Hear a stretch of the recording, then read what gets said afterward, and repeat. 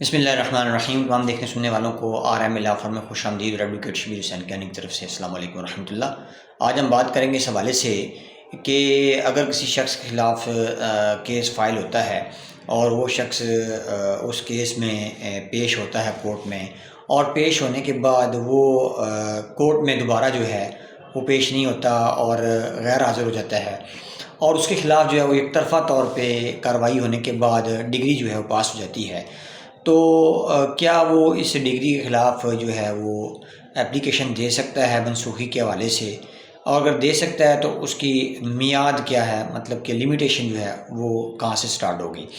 تو آپ کو اس حوالے سے آگاہ کرتے چلے ہیں کہ اگر کوئی شخص کورٹ میں اپیئر ہوتا ہے اور بعد میں وہ کورٹ میں کی اپیرنس کو چھوڑ دیتا ہے اور اس کے خلاف ایک طرفہ کارروائی ہوتی ہے اور ایک طرفہ ڈگری پاس ہو جاتی ہے، تو وہ اس آرڈر کے خلاف جو ہے وہ اپلیکیشن موو نہیں کر سکتا، اور اس کی جو میعاد ہے اس کا جو سٹارٹ ہے، جو میعاد شروع ہوگی وہ اس ڈگری کی ڈیٹ سے ہوگی، نہ کہ اس کے علم میں آنے کی ڈیٹ سے ہوگی۔ اور یہ جو پرنسپل ہولڈ کیا گیا ہے یہ 2020 CLC نوٹ 4 پیج 4 پر اس امر کو ہولڈ کیا گیا ہے۔